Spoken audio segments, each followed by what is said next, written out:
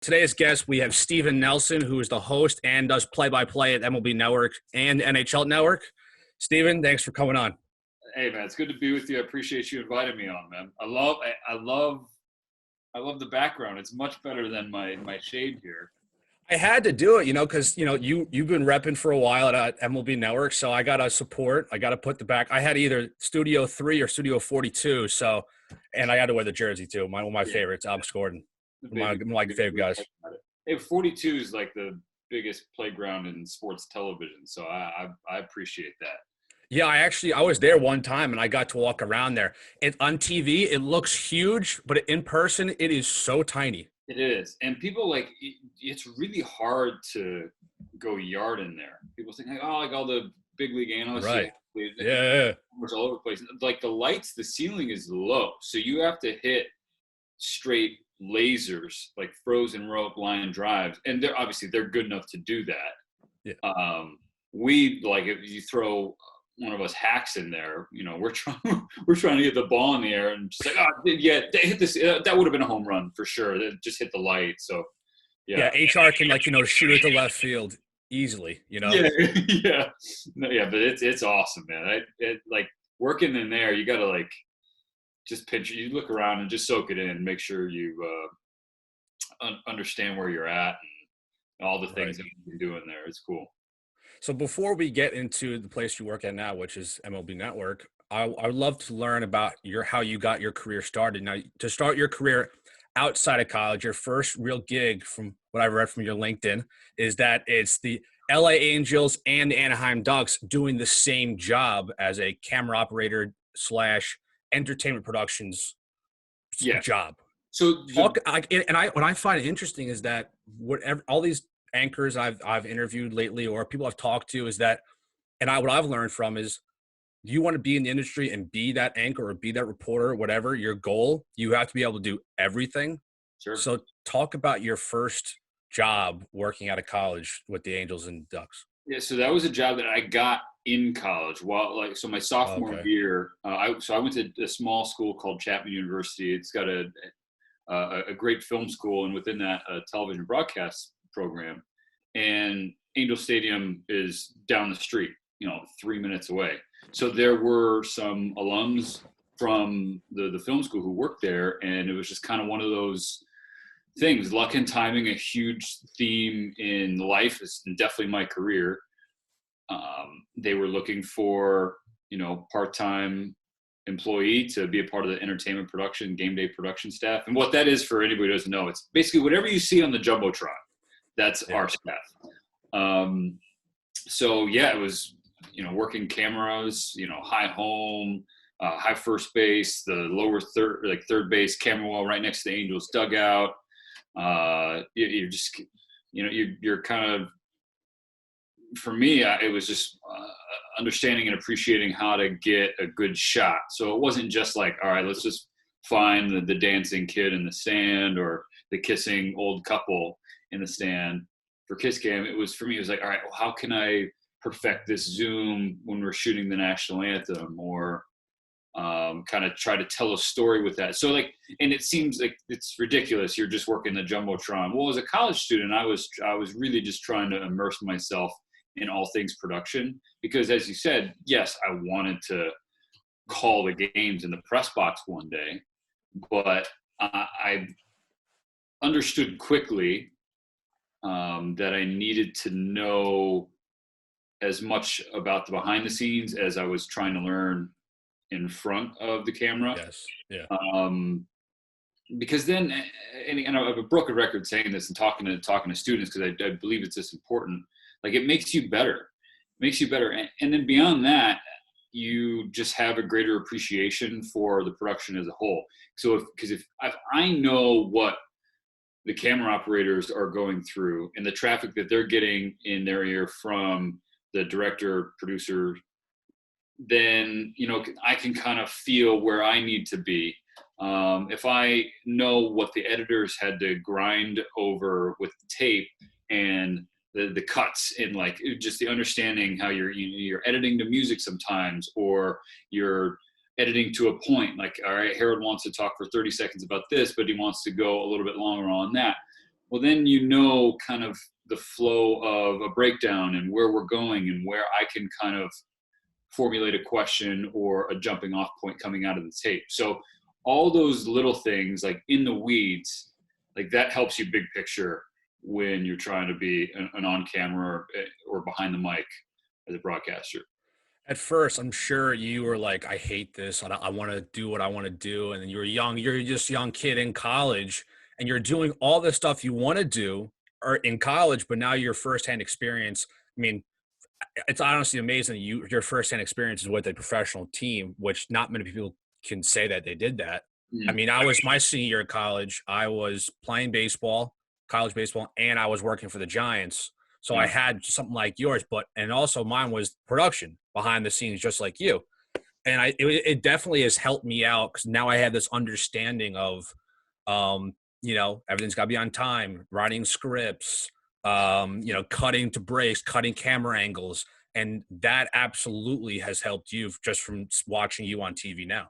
Oh, without question, man. Like, it's just, and again, like there are moments where you get impatient with the industry or with life. You have goals and aspirations, and they may be years down the line, but of course you want them as soon as possible. But I've always said, be where your feet are. And so for me, like I recognize that, yeah, I had a long way to go before I could catch up to, the Terry Smith or the Rory Marks, their, angel broadcasters, or Victor Rojas, former MLB Network talent, Victor Rojas. Like I knew I had a ways to go. So right now I'm working the high first base camera. So all I need to worry about is getting the shots that I need to get. I can't be worrying about like, what am I going to get from my reel here? Like there's nothing here. Certainly during games, I would absolutely be calling play-by-play while working the camera. Like, all right, here's really, that's cool. Ready the 0-2. Like again, to nobody and underneath my breath, because I didn't want the people in the stands thinking someone was sitting right in front of what them. A nut job talking to himself, right? Be where your feet are, because if you're always looking down the road into the future, you're going to sell yourself short on the lessons and the experiences that are right in front of you. And I think that's sacrificing long-term for short-term. So that would be my advice to any youngster out there. Yeah, I actually had Victor Ross on about 2-3 weeks ago, so it's kind of weird how we're having this MLB Network Angels crossover here. Everyone's kind of crossing over. Ross has no idea who I am. Right, no idea. Like he's also had a totally different experience than you. He was a former player. Dad played for the Angels, and he's went through the ranks with the New York Bears, and then he went through the ranks with other major league teams as a broadcaster, and then he found himself in the booth over there. I mean, 1 year at the network too. It's just another reminder, not that anybody needs reminding, but that there is no one road to success in this industry. There is no one path you need to follow. Hell, my first sports director when I worked in local TV in Eugene, Oregon, and he's one of my best friends, Jake Zivit. He went to he was a math major at that's awesome. That's awesome. Carleton College, which does not have a broadcast program, right? And whereas I went to a broadcast school where guys like Rojas or Buck or Hawk, Buck Martinez, not Joe Buck, they were players, right? And then they transitioned into the booth. Like it happens in so many different ways, and I think that's part of what makes the industry cool and special, is that truly anybody can make it. Yeah, it's definitely refreshing to hear for someone that's in the industry that there's not this one lane way to get into the industry. Because I remember someone telling me when I was very young, I was like senior in high school, trying to figure out what I want to do. And I was like, I want to, talk sports. And then they're like, all right, you got to go intern for a couple of years and then go to, some local TV station, work there for 6-7 years. And by age 31, 32, you can be working at the big networks. And I said, well, that sounds like really like a long time and so stressful. And look, you've worked everywhere. I mean, the next place we'll talk to is the Rockford Ice Hogs. that's the affiliate to the Blackhawks, and you were dealing with young guys. I'm sure that was kind of easy to really get a lot of work in and get your foot in because you were kind of the same age as them, right? Oh, yeah, that's a great point. That's a really great point. In that, our life experiences were similar. Granted, they're professional athletes. I was I'm the furthest from a professional athlete, but getting to know them, like we kind of spoke the same language. We understood each other. It was so fun. Just getting to know these guys, and I still stay in touch with a lot of them to this day. Because this industry is about relationships. Life is about relationships. Like that's the good shit. The followers, the engagements on a video, or number of likes, or the salary. Like when you go, like none of that matters. But like the impact that you make and others make on your life, like that's real. So going to Rockford, which was a broadcast internship, I was paying to have that gig essentially. Right. I've been there. Yeah. Yeah. They put us in an intern apartment. They paid rent, but we had to pay utilities. Like I remember like taking Tupperware to game day meals, because like you get your stuff and then you'd wait for everybody, and like whatever was left over, like sometimes we'd go and like we'd pack stuff in and take it home, because you're living on a budget, man. But it was like that was seriously one of the best times of my life, because on the heels of school, where I finished and I wasn't getting a job, like nobody was giving me an opportunity in local television or anywhere. Just to get my, for me, I saw that as my huge foot in the door. Like I was just so thrilled to be there. And it was, 2011. And so social media was around, Twitter was around, but it wasn't as big as it was today. So everything was such a blank canvas. I was doing radio broadcasts, like pregame, intermission, postgame, and then, helping out, write press releases or game notes. But I really took it upon myself as somebody who wanted to be on camera to build out, hey, like let's go all in on YouTube here. Wow, I didn't know that. Okay, yeah. So you kind of created all the video content you did, other than the play-by-play, the interviews and stuff. That was all your idea. That wasn't theirs. Oh yeah, like that's awesome. No, like I had this like, gosh, this was before GoPros. This was before like quality, like DSLR cameras. Yeah. Well, those were around, but I couldn't afford that. Right. Okay. For quality cell phone video, so it was like this like old flip video camcorder. I forget. I don't even remember what it was called, but like we would just jerry rig that to like a tripod and shoot. Myself and Mike Peck, who's the broadcast director, he was the guy who gave me my first shot, and I love Peck to death. But we would just shoot these videos, these segments, the Ice Hogs Minute or Bacon Buddies. Yeah. And all those are still on YouTube, unfortunately for me. But again, people can see how far you come. Yeah, I saw that. I mean, these were so funny. I mean, you were like, it's so funny to watch those old tapes and then watch you now. I mean, you could see the progression. Like you saw that the raw talent was there. But some of the interviews, like you're so full of shit, Taylor. I get it. No, I'm just trying to be nice here. But like the tie was like super loose and hanging off, and you had some like Livestrong bracelet and like this like pinky ring or something. I don't know. But you made the guys like so comfortable. Yeah. I mean, there was ones you did interviews in a goalie net. Like that's I watched the whole thing. It was like 10 minutes. I wanted to get it all. I wanted to know like the creativity, and now I know that was your idea. I thought it was their idea, and then you kind of just added some sort of twist to it. I mean, you did stuff in the penalty box, you did stuff in the booth or in the stands with the players, or even where the people are watching in the stands. Yeah, that's like, I'm sure that's what your next job was at the TV station. They saw the creativity there and must have loved that. I mean, I'd like to think so. I have no idea if that's the case, but I've always wanted to attack things differently. I mean, I just hate cliched coach and athlete speak. And I understand how it gets to that point, right? Because these guys talk every single day, have cameras and mics shoved in their face, and they're asked the same questions over and over. So course, they're going to cultivate these crutch answers just to get it over with. And so that's how we get to, well, we're taking it one play at a time. You know, it's a well-coached team over there. We respect our opponents and yada, yada, yada. Season's a marathon. Like, it's all that kind of crap, you know, the cliche questions and answers, right? And again, and the questions, I appreciate the questions that the professionals, media members who've been doing this a long time, longer than I have, why they ask certain questions. And certain players respond to those questions differently.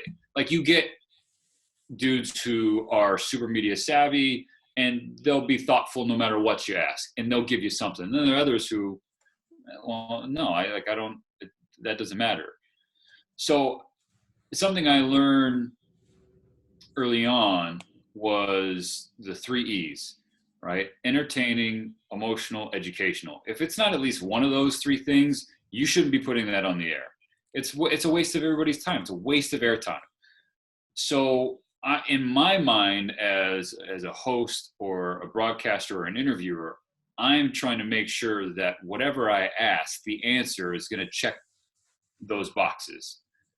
And sometimes the subject matter is serious, but for me, I like to have more fun and be more loose and get them in their human state, not with the professional athlete wall up. Let's knock that shit down, because fans and people, they want to get to know these guys. They're more often than not, they're never going to meet. Right. So how they get to know them is through these media pieces, whether it's written or, you know, on camera. So that's one. And number 2 is that they are humans. Yes, they are gifted athletically, physically, but you cut them open, they bleed the same thing as you and I. Right? You after work, they're going through the same ups and downs as you and I, the same life stress, fear of failure, like all these things they go through too. So let's get to that person.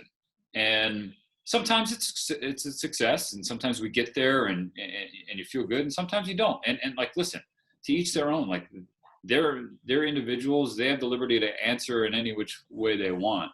But that's how I always approached it. It was like, all right, let's make sure that it's either entertaining, educational, and or emotional. And 2, that I'm being respectful and appreciative of the fact that I'm talking to another human being and not just a name and a stat line.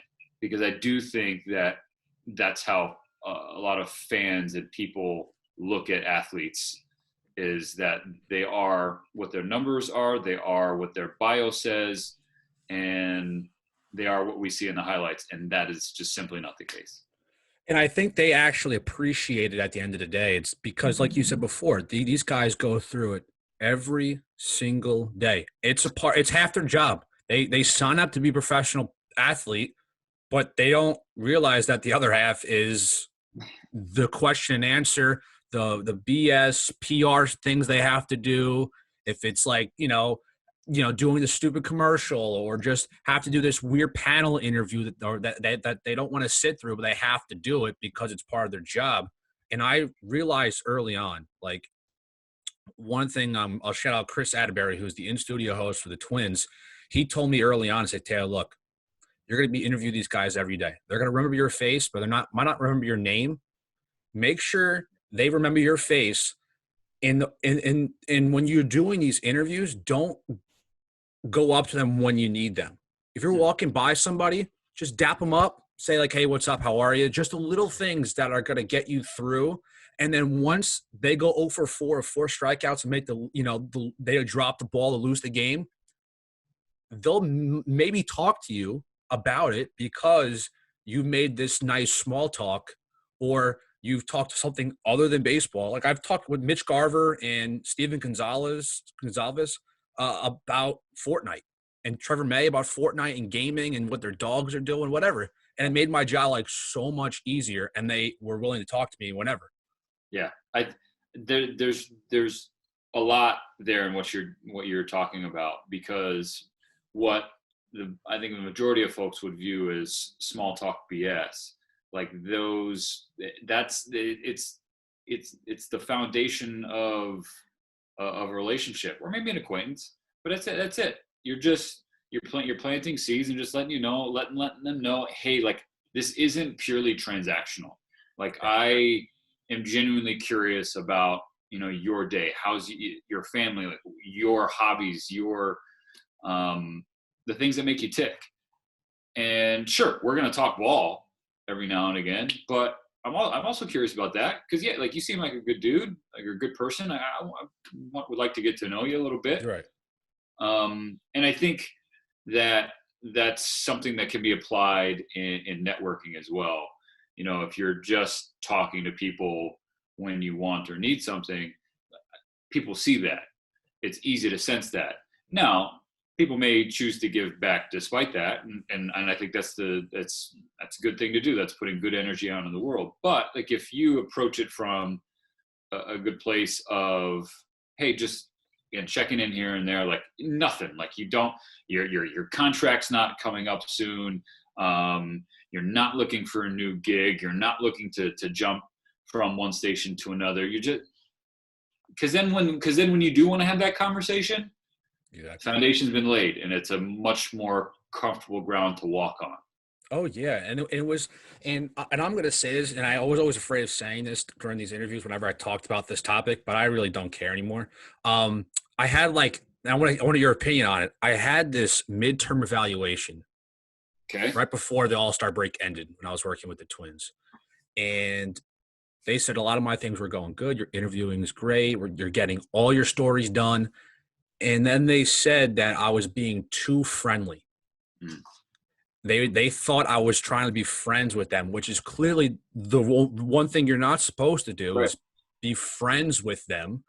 But I was doing the tactic that I was just saying to you, and you agreed with, is that doing the small talk and just talking like he's just another normal human being, it makes the job easier.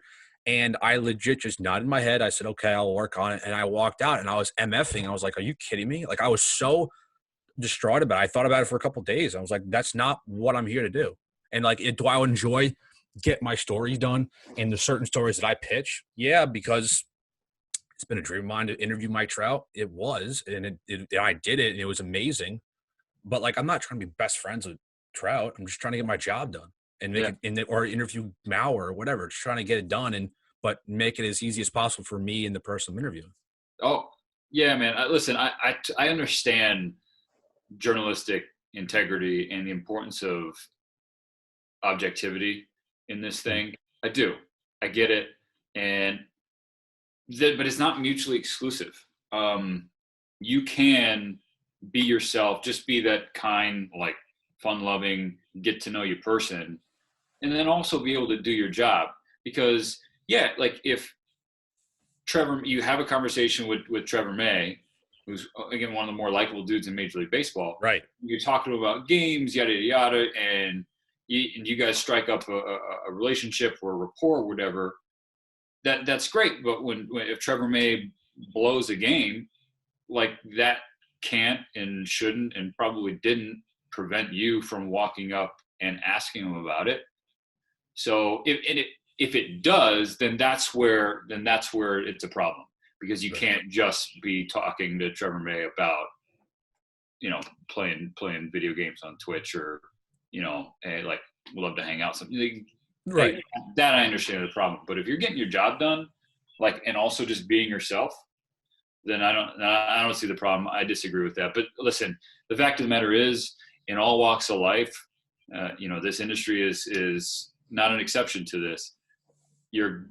People are in positions of influence and power who have archaic ways of thinking about things, and I do think that's one. I think it's a fair point to bring up, but if you don't have the proper context, then it's dumb. But that's my 2 cents.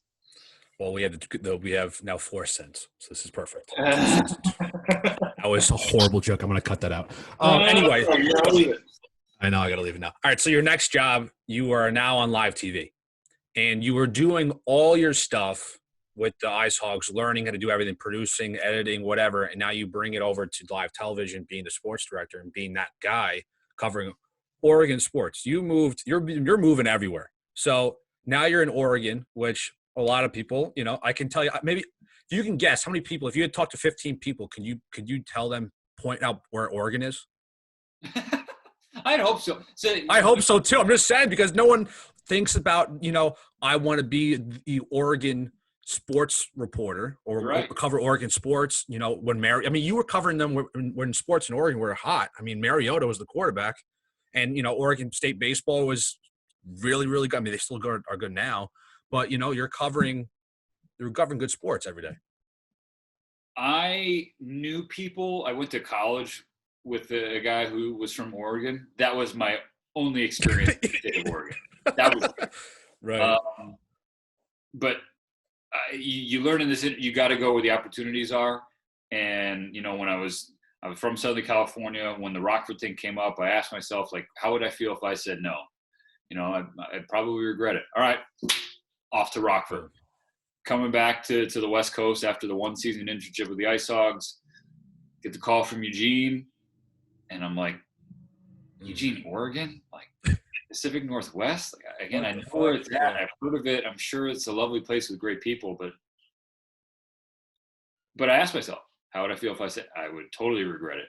Turning down my first television opportunity because I was like ignorant of the region of the country would have been the dumbest thing ever, because I would recognize, like you mentioned, that throw market size out the window. It was like 119 or 123 or whatever it was at the time.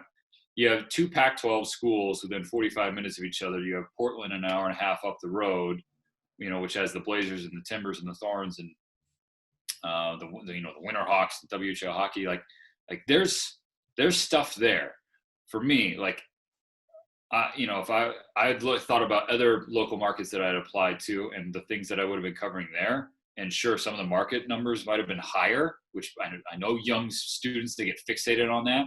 Oh, of course. I mean, I think everyone does, right? Oh yeah. Oh, that guy got market, 150. Like, all right, I'm not going anywhere below market 150. Like, I'm better than that person. Like, that's where she's at. Like, all right, well, that's my bar. That's trash. Ditch that now.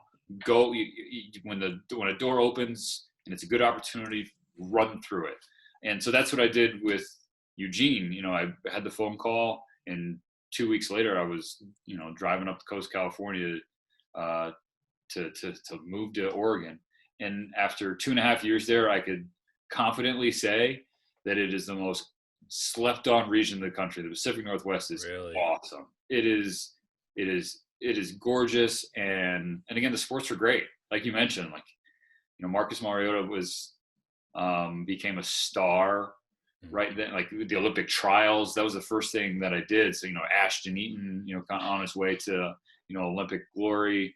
The track is huge in Eugene, and I was on the Oregon State beat, so I was covering the Beavers a lot, and got to go to the College World Series. Yeah. Bucket list. You got to go if you're a baseball fan. Anyway, to stop rambling, it was great, but yeah, it was taking what you're building. You're always building on what you did. So for me, taking what I did in Rockford, which was kind of this mentality of like, all right, well, let's do things different. Let's do things fun, and let's try and build. I always want to leave a place better than I found it, so to speak. Right. I want to make a positive impact in whatever way. And I got that opportunity working with Jake, as I mentioned, Eric Belkin in our sports department. And because we were one-man banding a lot of the times, you're waking up, you're going to the station, you're picking up the equipment, you're driving to practice, you're watching the practice, you're filming it, you're waiting, you're kind of talking to people, you're cultivating storylines for the day, things you want to talk about, people you want to interview. You're conducting said interviews. Then after that, you're suiting up, you're shooting your stand-ups by yourself, you're making sure it's all framed. You do that however many takes it took, and sometimes it took a ton. Then you drive back down to the station, you upload the footage, you archive the footage, you edit that up, you write up your script. Then you put your makeup on, and then you front your package or your story or whatever. And Then after that, maybe you had a high school game to go shoot, or another thing to go do. Like these some long days, but some really rewarding ones in local television. Well, from those stories you told me just now of the process, it goes again to where we started off with. You got to learn how to know everything and learn how to do all these jobs. I'm sure it was absolutely rewarding once like your story was done, you went back to the studio, you're on the air, and then once your minute or two of doing sports is done, I must feel like, damn, that was such a long fucking day, but it was nice to get the package done and it looked awesome. Oh, it was so rewarding, and it was so fun because it was just like, you're doing practice every day. Right. So you had to find new things to talk about, new stories to tell, new angles to attack. And you're absolutely right. And on the flip side of that, there were times when, my package didn't make error. I had an editing error, or I didn't send it to the right slug in ENPS or whatever it was. And there's beauty in that too, because you're going through something going through a teaching moment. Right. I think a lot of people are scared of making mistakes. You can't play scared. It's just like the old sports cliche, like you play to win, you don't play not to lose, right? Right. Play to not lose. Yeah. And mistakes are going to happen. They continue to happen to this day, but I'm not afraid of them. It's just like, oh, well, shit, that happened. Let's make sure that tomorrow it doesn't happen again.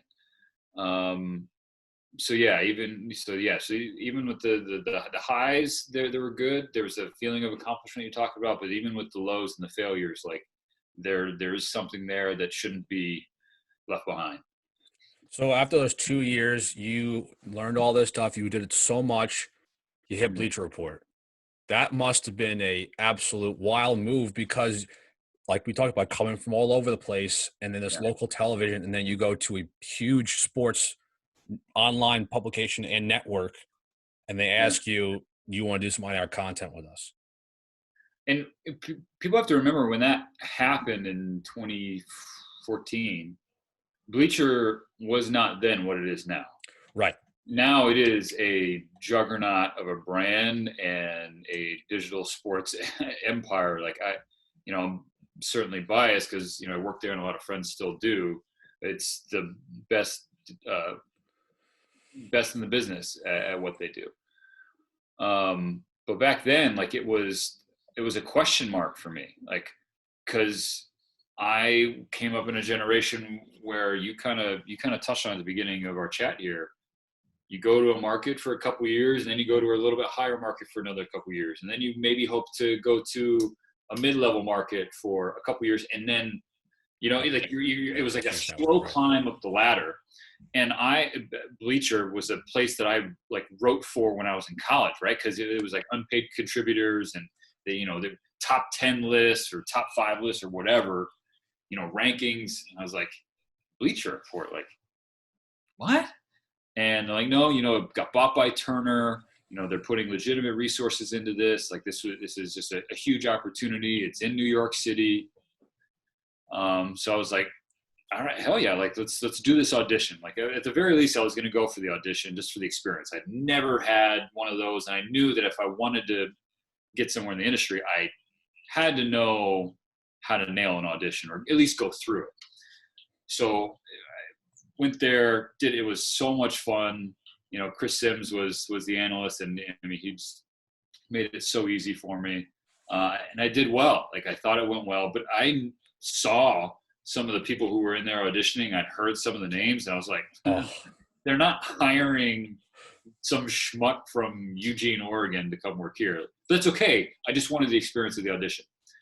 And the next week I auditioned at a local TV station in Houston, Texas. And having the confidence from Bleacher, nailed the Houston one. And I was like, wow, this is a top 10 TV market. So again, with that old way of thinking, like market wise, like, oh, go from market 120 to market 8 or whatever Houston. It's huge. Yeah. I was like, this is where I'm going. And then I was in the Houston airport, and I got a call that Bleacher was going to offer. That's crazy. It was a huge fork in the road, and my girlfriend, my now wife, made the decision for me ultimately, because she's like, if you turn down going to New York City, I will kill you. And she said that with We're done. Yeah. And I was like, all right, well, I guess Bleacher it is. And awesome.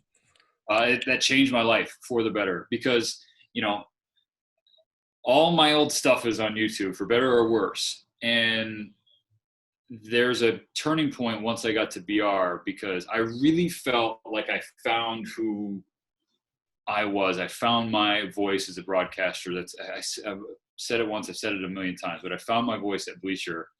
I was able to kind of just shed the old skin of, well, this is how a broadcaster is supposed to present themselves and sound.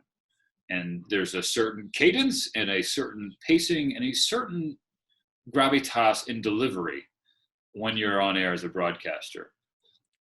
And you saw me kind of drift into that a little bit, just to kind of give folks an idea of what I'm talking about. But as as we've had conversations, you can tell, like, that ain't me. This is not me either. Yeah. This is who I am. And so once it clicked for me at Bleacher that that's who I not only could be on camera, but should be on camera, it just opened up a whole new world for me, because now I'm being true to myself. So it's easier, it's more fun, it's less stressful. And two, I'm creating an authentic experience for the viewer. Now, the viewer might hate me, and trust me, Twitter will let you know when they do. Right. That's okay, because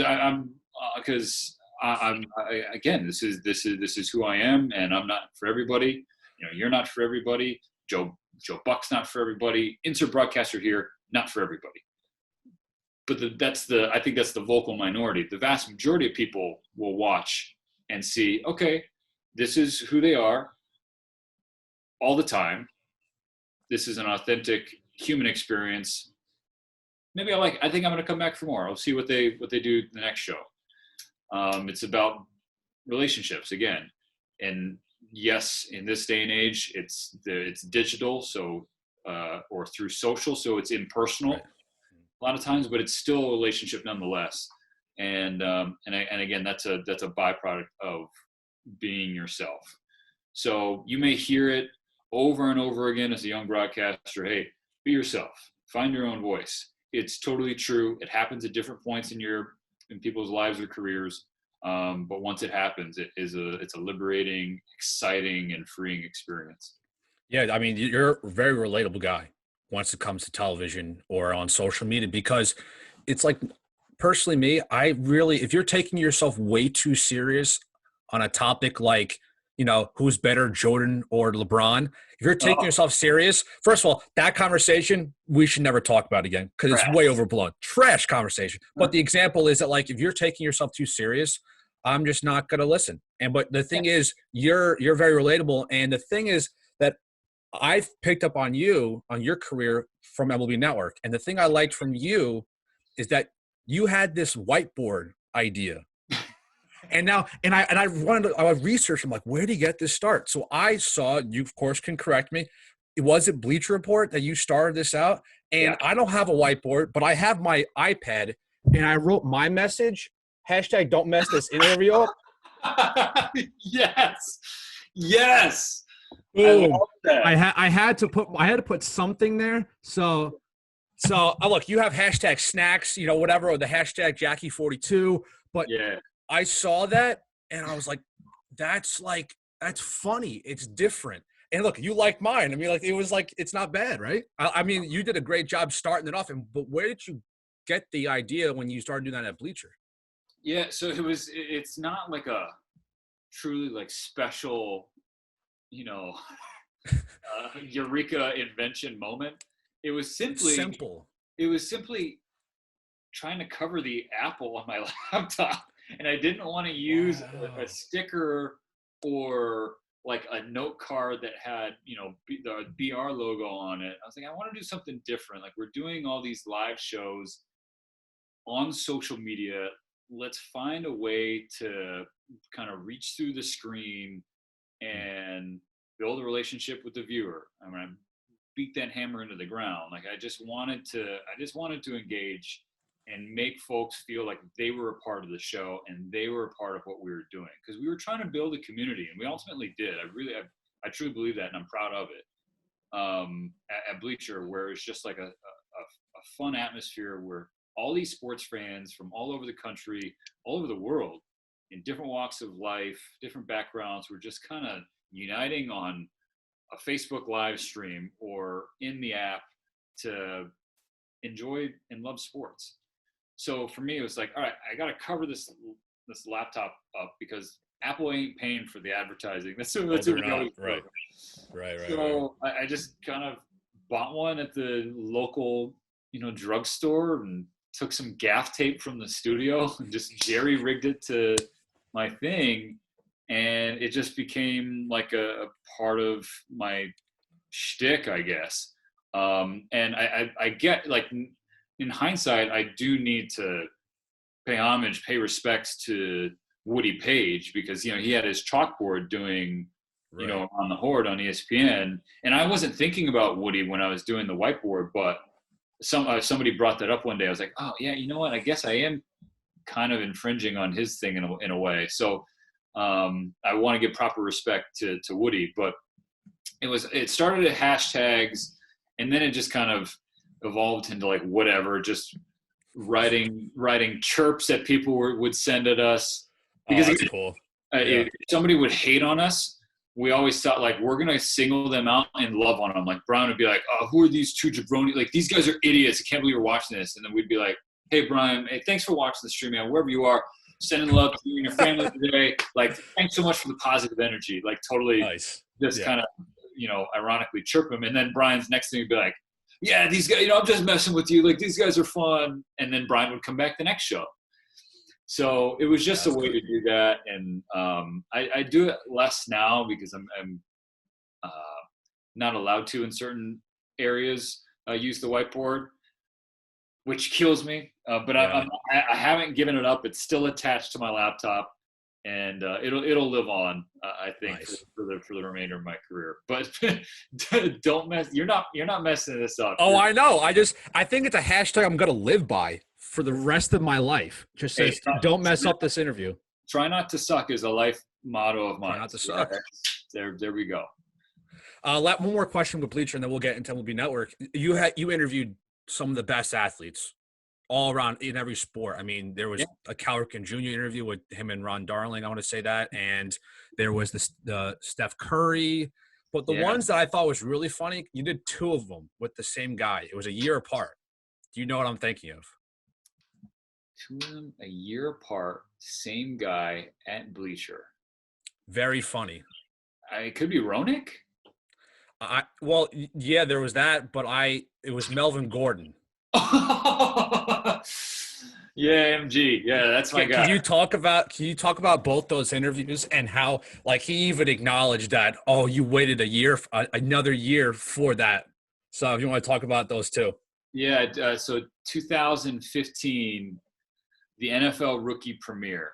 So all the rookies gather in Los Angeles. They're doing headshots. They're doing it's that picture where they're all in their uniforms. They're doing media availabilities.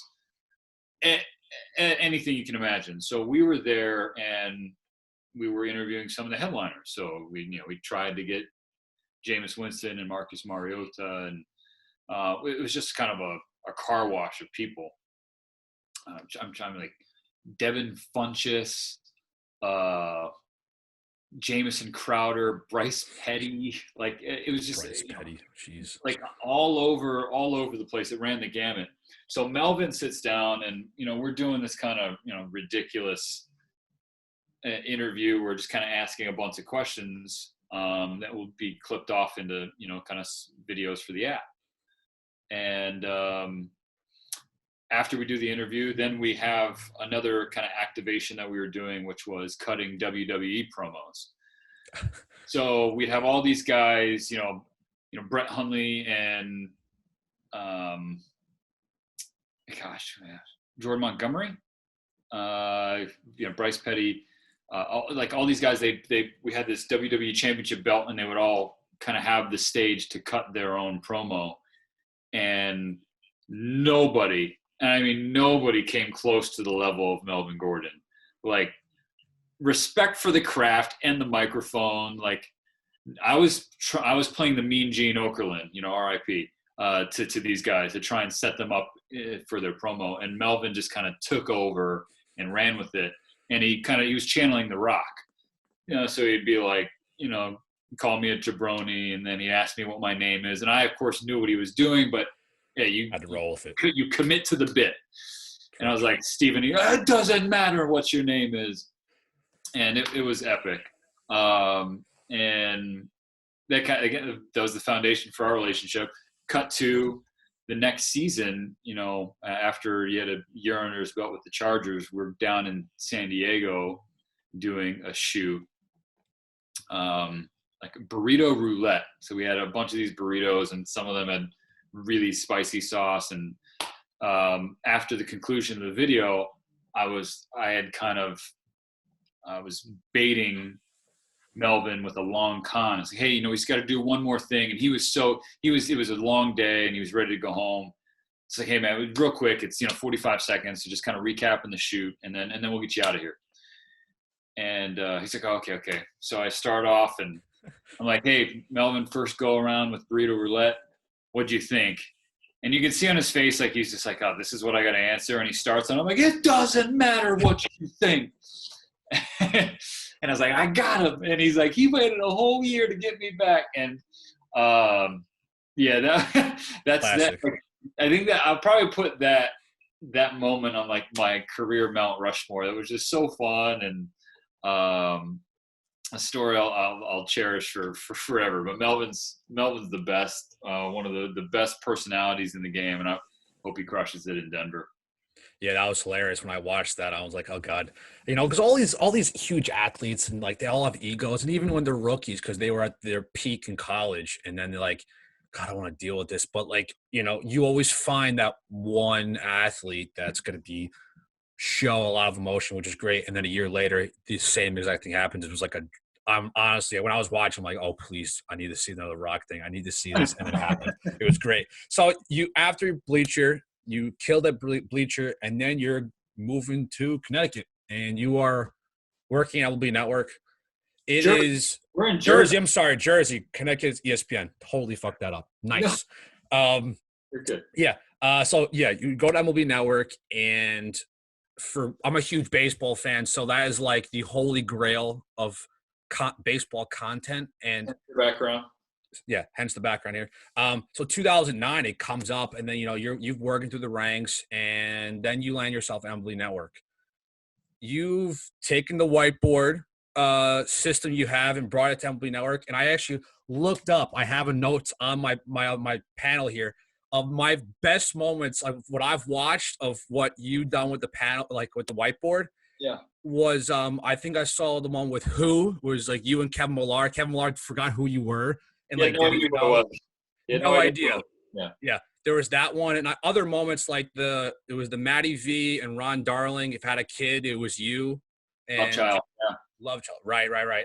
You dunked on John Smoltz, because John Smoltz, there was like short clips of him like shooting a basketball. I mean, John Smoltz can legit do everything good. I know he's golfer, amazing. Yeah, basketball, he was just shooting crazy. One of my favorites though, I don't know. You can tell me. The day you guys were doing, it was you, Bill Ripken, and Ron Darling. Oh, shit. And you said, bald is beautiful to Bill Ripken. And I don't know. It seemed like he didn't take that well, because he wasn't liking the game you guys were playing. What was it, Trash or Cash, right? Cash or Trash? Yeah, that's another Bleacher Report creation that I brought with me. Yeah. Nice. And it looked like as soon as you said that, Ripken's like, yeah, I want to get off the set. Can we go to commercial? And he was like, he wasn't having it at all. So I wanted you to take me through that moment. Like that, I watched it like an hour before just to get my last minute notes. It was hilarious. Not one of my brighter moments. I think, oh, wow. It's you guys just chirping an athlete. No, Rip was Rip's like a big kid. You Right. folks don't understand. Like but he loves talking ball. That is what he wants to do. He just wants to talk ball. So when he sees like this jabroni of a kid come in and try and like bring games onto MLB Tonight, and like that's not his thing. Right. And I knew that going into it. So whereas Ronnie was like all in, he's all about it. Like let's just have some fun. Your dad, basically. Your All dad. right, all right, Rip, if you're gonna sandbag my game, then I'm gonna like go back at you. Like I'm not gonna be intimidated here. So that's where that came from. Maybe a touch disrespectful on my part. Ball is beautiful. But no, he got back at me with the game. Like again, the pointer cash or trash. If you like a take, you cash it. Like you agree with it. If you disagree, you trash it. He trashed every single take. He just threw it in.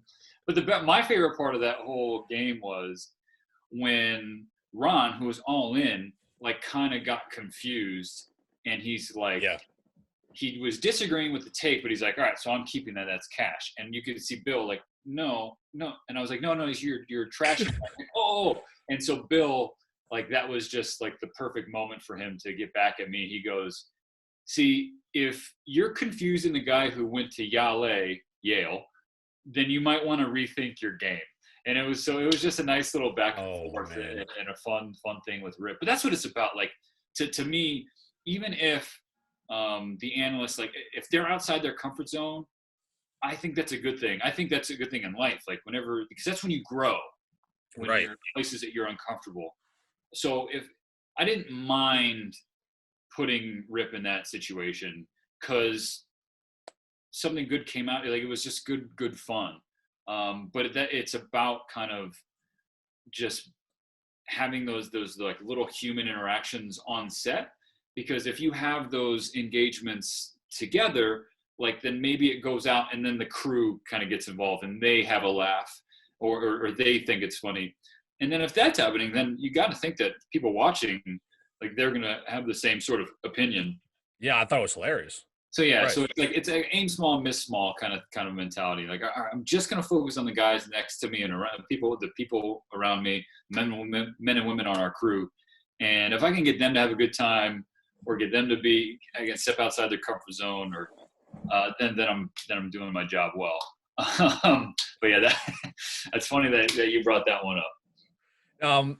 What I find awesome is that like you have all this experience, but now you go to a network that solely focuses on baseball, and you guys are the ones that are getting like baseball is it, and you got to know everything about baseball. Yeah. And you host, or you have been featured in a lot of shows: The Rundown, MLB Tonight, Hot Stove, Intentional Talk. With you filled in for Rose with Millar. Has there ever been a point when you feel like overwhelmed working there? If you worked one show and you got to work another one and then work another one, because you were working live television as a sports guy, but you were on these huge sets with, you guys are number one. So like you guys are number one in baseball coverage. So like that's got to be a little stressful, I guess, at times. It can be. I really haven't felt overwhelmed, and here's why. Because you try in those moments, if you are feeling like maybe a little underprepared or a little out over your skis, try not to do too much. Say less. I think some broadcasters sometimes they speak to hear themselves talk. Or they ask a question just so they can say that they did, or to hear themselves speak. Well, no, like people are there. They want to listen. They want to hear from the All-Star or the Hall of Famer sitting there. Right. So I know that. That's the first thing that comes to mind. The second thing is that we have a ridiculous research staff at the networks that every day we get a packet that has every game previewed, trends, streaks, history, matchups, you name it. And then if it's not in the packet, they can get in our ear and tell us. So they make us sound a lot smarter than we really are.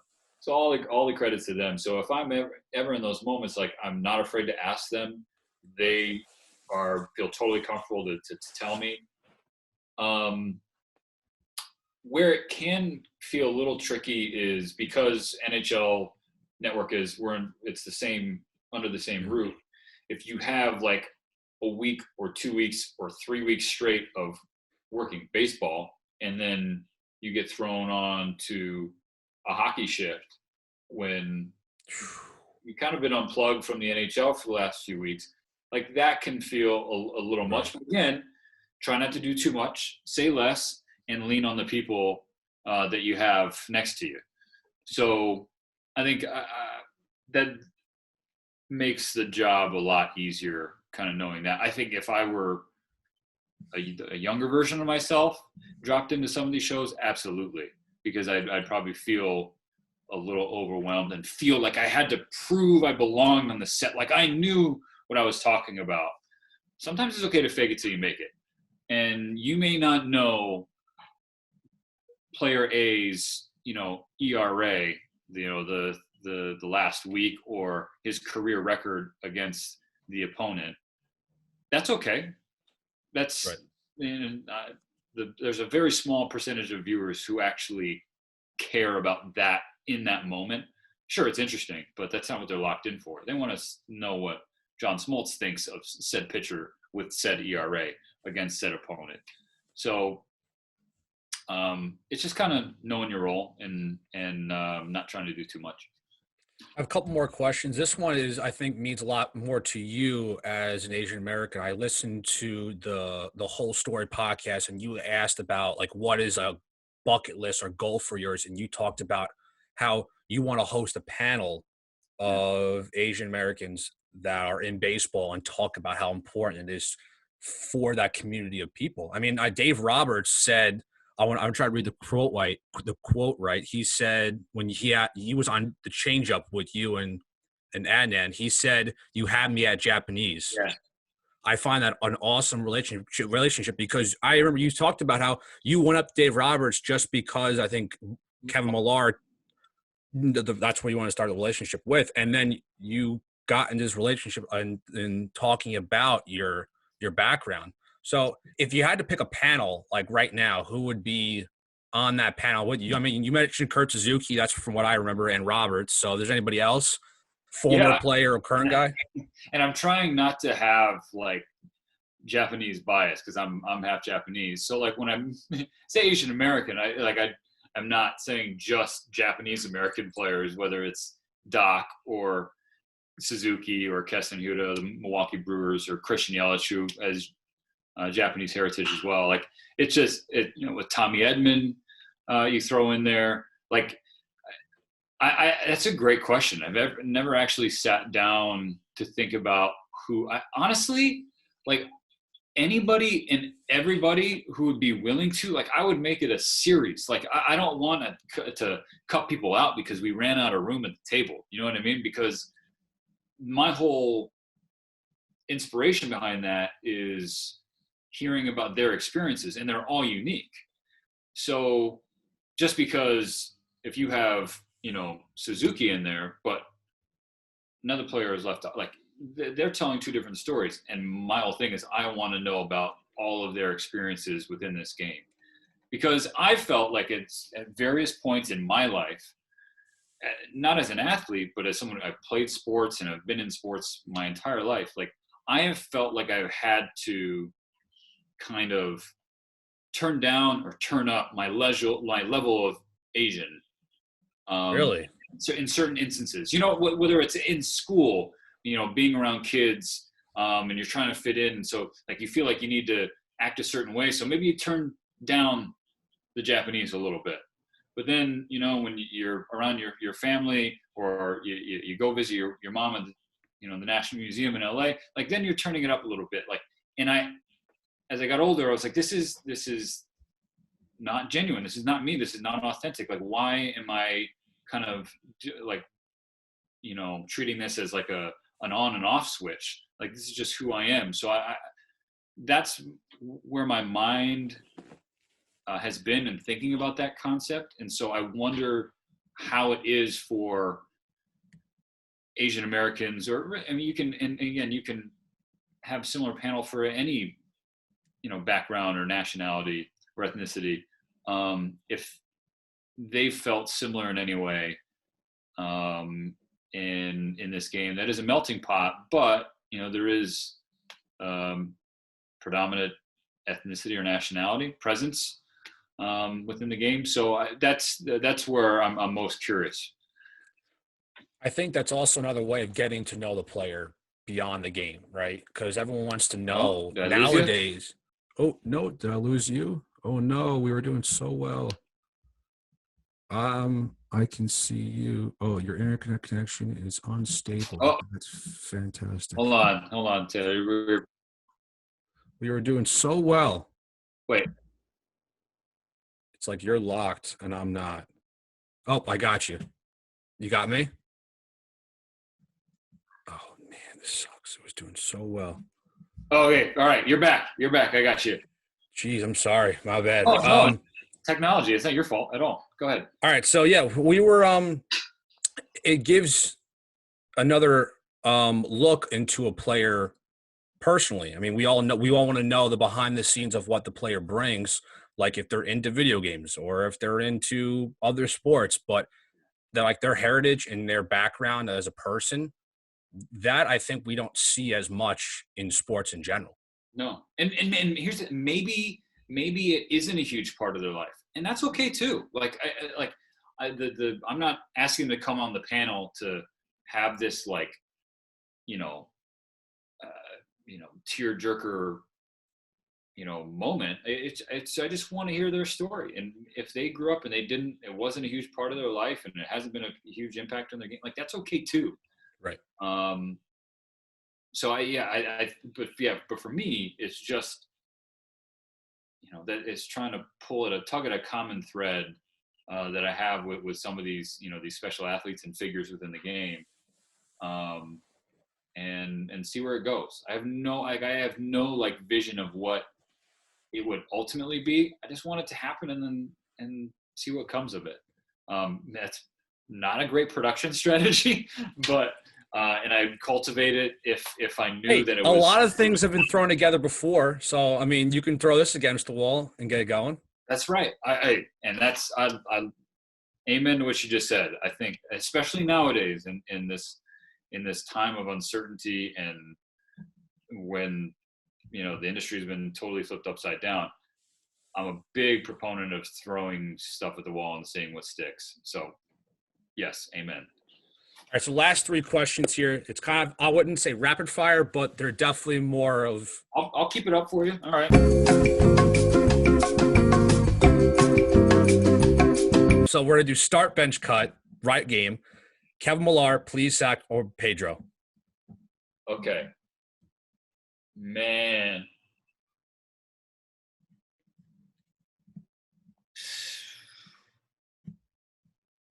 It's tough. I told you I was going to go fast here. All right, I'm going to get the cut out of the way first. I'm going to cut Pedro, which I know what you're thinking at home. You're cutting the Hall of Famer, arguably the greatest pitcher. Yes, because I don't think Pedro knows my name. Oh, I mean, it's not like you're like a brand new guy. You've been working there for a couple of years now. I know. We've done multiple shows and segments together, but I'm not quite sure Pedro knows my name. So you're probably not alone. I find that truly, genuinely hilarious and endearing. I'm not offended at all. I'm cutting him for the purposes of this game. Now, suck it, Pedro. Yeah. Now I'm gonna wear a heater into the rib cage if he ever sees this. Start or bench Millar or Plesac? I will start Plesac because my motivations for this are totally. He has taken me golfing more than one. I know he golfs a lot. I mean, that's all he posts, the selfies with everybody. He's a yeah, absolutely. Selfies with the caddy and everything. I know.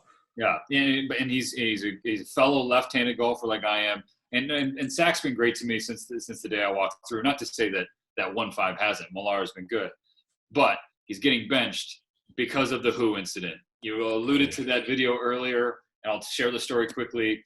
We're having I'm filling in for Chris Rose on Intentional Talk, which is incredibly hard to do because those two have a chemistry and a bond that is just so special.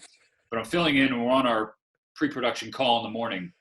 Oh, and geez. the producer gets on, is like, "Hey, Millar, you're on with Steven Nelson today." And Millar just yells into the phone, "Who?"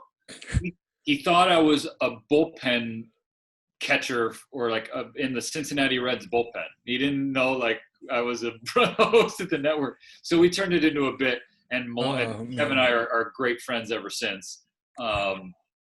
So yeah, for the game, he's getting benched for that, starting sack, and I'm cutting Pedro until he knows my name. That's perfect. I mean, one of the funnier videos too is when Plesac was on Change Up with you, and he talked about how he had this like pooping incident where his mic was hot in the bathroom. Yeah.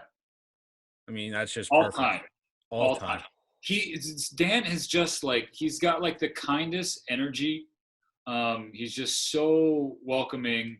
He'll have fun. He's down to make fun of himself. He's like self-deprecation is his thing, but he also is like really, he pitched 18 years in the big leagues. Like he's a beast. Yeah. That's saying something. And he loves to talk baseball and pitching, and he's really good at it. He's been doing it a long time. So I love working with Dan. I know that it's an easy show if I see him on the schedule with me.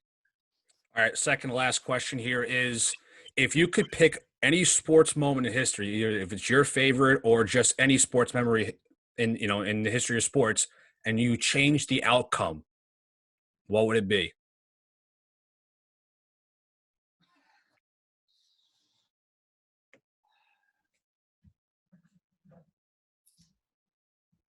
Change the outcome. Oof. Okay. So my sports fandom, I follow, my dad is from Chicago, so diehard Blackhawks, White Sox, Bears, not the Bulls. He grew up a Lakers fan, weirdly enough, so I followed the Lakers. Now, the Lakers have had a charmed existence, right? There were some lean years when I was a kid, but for the most part, spoiled. The Blackhawks were terrible for the vast majority of my life, but I wouldn't trade that because of what we got the last decade. What happened in 10, 13, and 15 made up for it, made it all the more special. White Sox, 05, forever. So that brings me to the Bears, who have just been a factory of sadness. Great way of putting it. So to tie your question into this interview and kind of my journey, I'll go back to Bleacher Report in the 2017 NFL Draft, and I'm on set, and the Bears trade up one pick, and as Adam Lefkoe, Matt Miller, Chris Sims, myself, and Michael Felder, and Miller goes, what if this is for Mitch Trubisky? And folks can go back and check the tapes. I was Team Deshaun Watson, for a long time. Going through his time at Clemson when he was a recruit, but especially that. And we had Deshaun in draft day, and I told him, I think you're the best quarterback in this draft.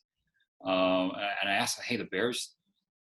And he's like, I haven't heard anything from the Bears. And I was so sad. So I was like, okay, if it's not going to be Deshaun, it'll probably be, Jamal Adams or maybe Solomon Thomas. Miller goes, what if this is for Mitch Trubisky? And I'm like, if that happens, you lose one of your hosts for this evening. I'm walking off set.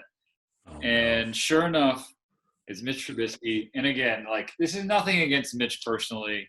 I said right in the aftermath, after I walked off set and I came back, as a joke for the content, I was like, I hope he becomes the best quarterback ever and he wins the Super Bowl. Obviously, he's had a roller coaster tenure. Yeah, complete opposite. Yeah, it's a roller coaster, and his fifth-year option's not picked up, and maybe he turns it around. Maybe he does.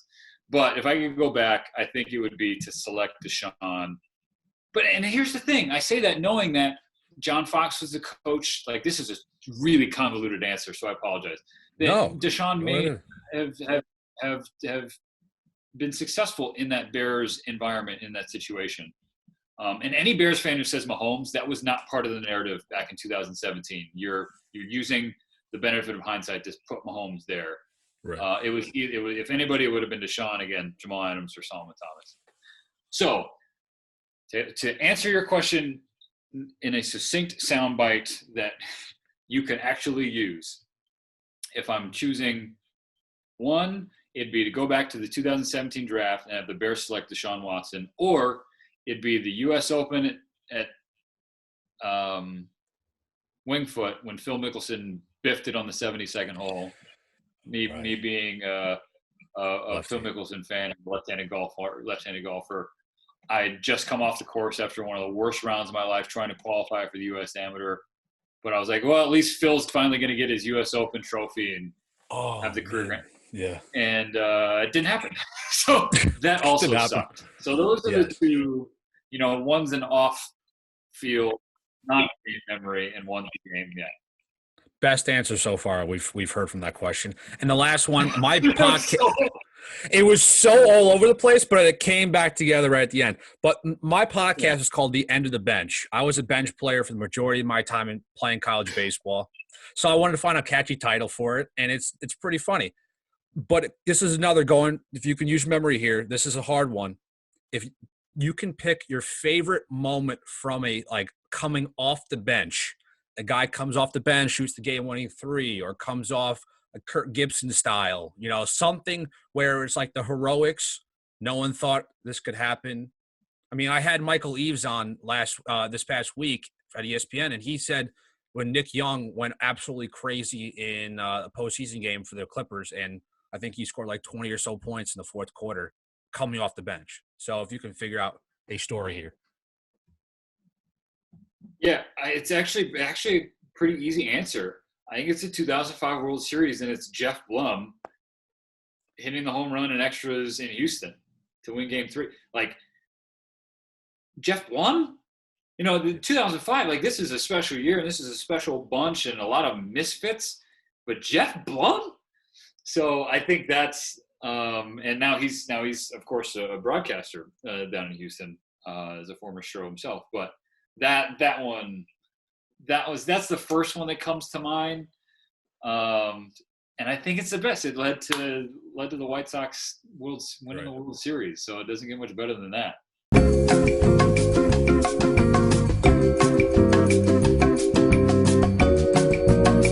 Well, Steven Nelson, unbelievable interview. This is what time is it? It was an hour and 20-minute interview. I was not expecting this. I know usually guys or people I interview, that's like 30, 40 minutes tops.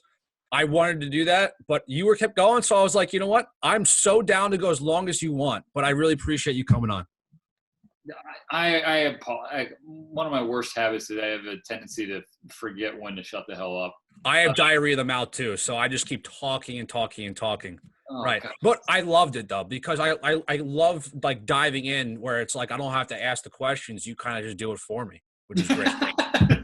Hey, no, in all seriousness, I had a blast. It was a quick hour 20, and I'm really appreciative that you thought enough of me to bring me on. Anytime you want to chat, man, I'm all ears.